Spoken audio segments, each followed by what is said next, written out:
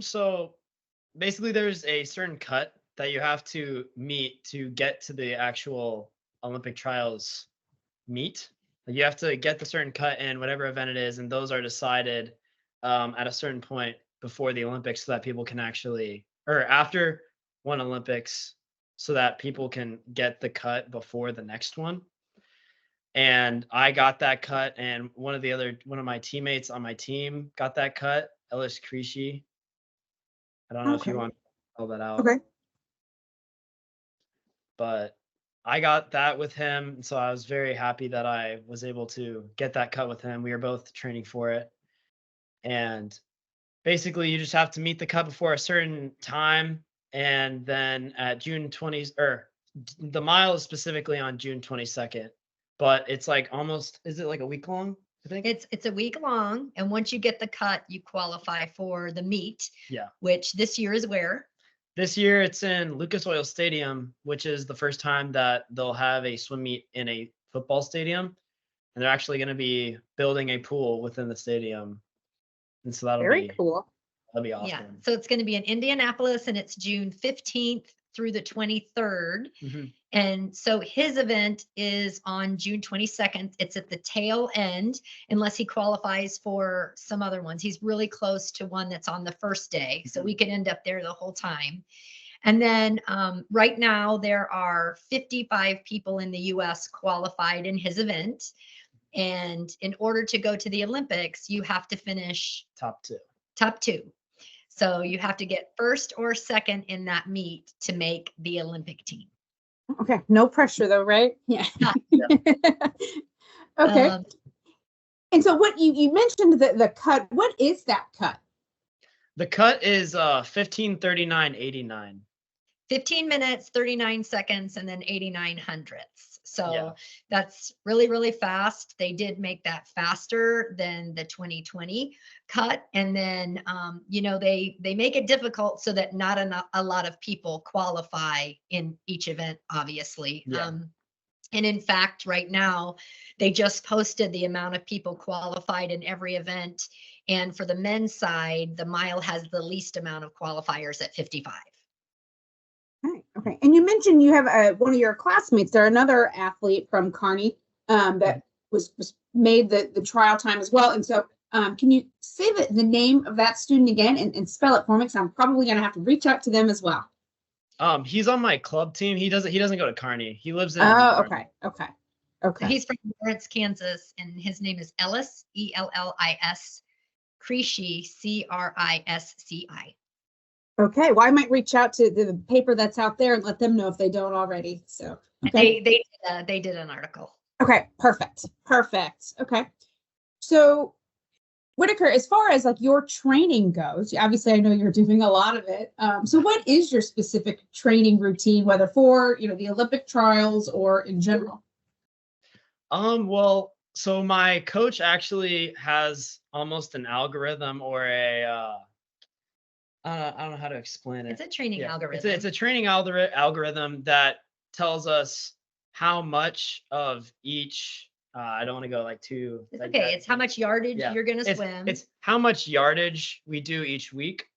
And so before a big meet, you kind of tend to like go up in yardage. And then almost like a week or 2 weeks out, you kind of dip down so that your muscles can recover from doing all of the higher yardage. And then it makes it so you can go really fast at the meet that you want to. And that's called a taper. Yeah, but what his training schedule is always 6 to 7 days a week. 6 to 7 days a week. 7 whenever I need to like make up the yardage to meet the total. Yeah. And does 2 practices depending on where it's at. Sometimes 2 practices 4 times in that week. Plus he does dry land, which is lifting.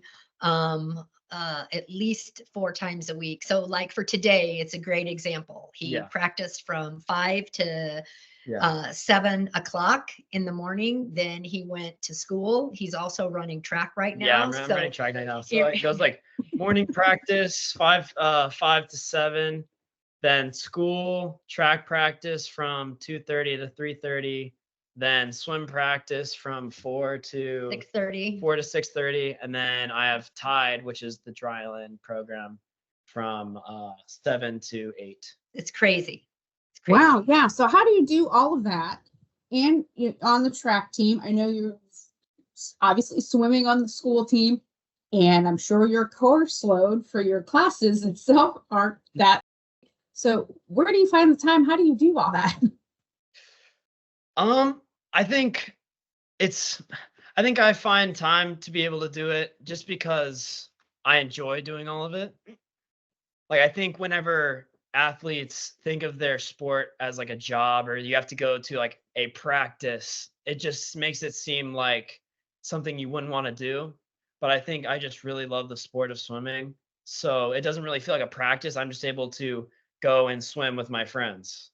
And then school kind of takes care of itself. I try to do as much as I can there. And then if I have any free time, like on the weekends, I'll do that. Or if I have a project, then I'll go home and do that. He's a great student. He's a 4.0 student. And the great news is at Kearney, the way they have this schedule set up, they do like a bulldog hour. So he gets an hour of study time at school, which makes all of this possible. So every day he gets an hour of study time. Yeah. And, definitely his weekends are spent with, homework on lots of occasions. But, we're just in awe of the work ethic for sure. I was gonna say, Mom, you and the rest of the family have to be awful proud. We are, but we're used to it. His older brother was as well and had a similar schedule. And then our daughter swam in high school. So, swimmers and morning practice is just a thing. You got to get to the pool, but he's kind of taken it to a whole nother level with this, Olympic track. This year, the expectation is that he'll go and participate in the trials. Yeah. He's not going to be the number 1 or number 2 fastest person in the country. At 16, they're going to be, some really great. The gold medalist is going for it again. So, there's going to be some really great competition there, but his eye is definitely on 2028. And won't that be fun? Because the Olympics will be in LA. So we'll see. Warriors treat him. Yeah, home advantage. That's right. Okay. So, and Laura, feel free to jump in here too. I'm glad you mentioned it. Obviously, you guys have a strong swim background. I know, obviously, with some of the accolades of some of your other children in our school district with swimming. So what is it about swimming that just sparks such drive and motivation for you? I think it's because of how the work pays off. Because I think in the sport, you go in and you do the work day after day and day after day, and you go to your meet and you taper. And even though there's a lot of physical and mental sides to everything, you can still rely on your work and rely on all the work that you put in to get there. And you can kind of see the fruits of your labor, I guess. Yeah. Yeah. It's an individual sport against a clock. So yeah, it's not up for interpretation. Like you could be a great basketball player and, if inside your team you don't get the ball passed, you might not get that opportunity. But when you're swimming in the way that he does, and then you go to the meet and it's just you and the clock, it's easy to see progress, I guess. Yeah, and I think it's like it's you versus yourself. Yeah. And so I feel like obviously in high pressure situations like high school state or sectionals, when I was trying to get the cut, there was a lot more pressure, but you can still kind of come back to the fact that you put in all the work, and confidence comes from preparation. So that's all there is to it, I guess. So Whitaker, where do you get your work ethic from? I feel like I've always had it, but I also think that it comes from like my mom and my parents and my brothers, or my brother and sister, not my brothers. But I just think like my mom, she has her own company and her own app. And so I think seeing her kind of go through the struggles of being an entrepreneur and creating all of that. You make me cry, kid. It helps me. That's sweet. Yeah. It's sweet. He came out this way though. He played other sports. People think that, he came out and we just put him in swim, but he did soccer and he did basketball and he did baseball and he did karate and he, did cross country and he still does track. But we couldn't get him out of the water. Like from the time he was a baby, he would cry when we would try and take him out of the pool at night. And so he's always, I'd always have the wrinkle fingers. It's true. And, being around a brother who was competitively swimming and a sister, my kids taught swim lessons, like he was in the pool all day. So he just really gravitated towards swimming. And as he got older, those other things fell off as the training schedule got, a little bit more intense. And he didn't start out good. No offense, but I mean, my oldest was the very first time he swam, it was clear he had natural talent and, immediately he was doing well. And Whitaker has just been more of a gradual, incline as we go. And we have no idea where it's going to end. So we're on a different journey completely with this one. Yeah, I think, I was going to say, so I said like my mom, but I also think my dad, like, he has a natural competitiveness to him too. Like almost every sport, like we'll play pickleball or we'll be playing cornhole outside and he'll have that natural competitiveness. So I think I just got like the best of both worlds. There's no athlete here. He didn't get any of his athletic ability from me, I'm afraid to say. Okay, fair enough. That's hard to, and you can fully edit that out if you want. But my husband's just a real natural athlete and the kids are athletic and none of them got it from me. Okay. So Whitaker, what advice would you give to younger swimmers or other athletes who are looking to either improve their ability or become a champion swimmer like yourself one day? I'd probably just say take no shortcuts. Keep with it, even if you don't drop every meet or every meet that you try to taper for or want to do really well at. You just got to persevere. Like Michael Phelps, he's like the GOAT of our sport. And he had a period of time where he didn't drop for 5 years straight. And this was like between Olympics. Mm-hmm. And so he was already like at Olympic level, doing all the stuff right, day after day training, like even more than me and most of the people out there. And he just went in, tapered, do his meet, and he just nothing. And so I think to the younger swimmers out there, you just have to keep with it and trust that at some point it will pay off if you do everything right and just stay perseverant.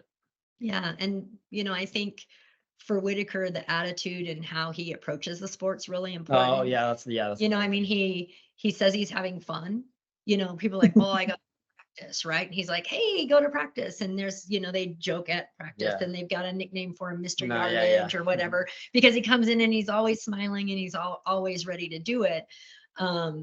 It's a good attitude, I think. Yeah, like good attitude as well. You have to love what you're doing. And so I think it would be hard to ask anyone to try to be at a high level in anything that they didn't want to do. So even if it's not even just sports, but just like academics, if you're going to put that much time and effort into it, you have to love what you're doing and you have to enjoy what you're doing all along the way, even if it doesn't mean that every time you get a reward for doing the work. Yeah. Well said. And there's certainly no replacement for hard work. True. So it's been exciting to, see him swim at Kearney and in high school and doing school sports. And I'm guessing this is his last season of track and he has a lot of the coaches to thank for making amends for him. And, we have a very supportive school district and school system that his teachers have worked with him. Like in December, he had to travel to the US Open and he missed like 5 days of school and they were able to give him some work so he could get it done. Yeah. And, it takes a village. It's not anything that one person can do. It's great training partners and great coaches and very supportive teachers. And we appreciate how supportive everyone in the community has been to him. This has been really exciting for us, just to see everybody kind of rally around him and be so great. So if you're watching this, to any of them, thank you. So Whitaker, I know you broke your own record at the spring sectionals. So what was the record before and what is it now? The record before was 15:43. I don't know the exact. Close enough. Yeah, just 15:43, and then I just broke it with 15:37. Okay, all right, solid shaving off of a time there. Congrats. Yeah, Thank you. It was really an exciting swim. He did really great at that meet, and you know, we won't taper again. Actually, when he goes to, he talked about Trials, the taper. When he goes to trials, he isn't going to taper for that. Yeah. He's going to train through it and swim and enjoy the experience and get, you know, a sense of what it's like. And then at junior nationals, which is a month later, he'll be tapered and competing at junior nationals because, you want to tell her what your current goal is? Oh no, I was gonna say, like the reason for that is because tapering, like you have to have a really solid aerobic base for that. So you have to like build up really high over a long amount of time before you can drop off like that. So me dropping off for sectionals, that was the work of like months. And so I couldn't build up all the way again, drop for Olympic trials, and then also build up again and drop for juniors. Because they're only a month apart. Yeah, so they're only a month apart. But I really want to do well at juniors because my main goal right now is obviously to do well at trials, but also to get on the junior national team at some point, which is I think it's top how much top of It's the top 2 18 and Top- under yeah. in each event. yeah, top 2 18 and under in each event. And right now he is first in the 15-16 Yeah. age group, but fifth in the 18 and under age group. And then if you take the whole nation, which is, you know, the 24-year-old guys and the guys who are post-college and Olympians, all ages, he's 55th. So it shows you that there's like really a big delta between that. Oh no, I'm sorry. No. You're 25th. He's 25th my in the bad. US. There's 55 people qualified. So he's Oh, wow. 25th. To go to the Olympic, he has to be first or second, right? Yeah. And to be on the junior national team, he has to be first or second in 18 and under. So that's the short-term goal for him, and then see where he's at by, you know, 2028. Yeah. Okay. Solid goal. Sounds like you're well on your way. Yep. It's fun.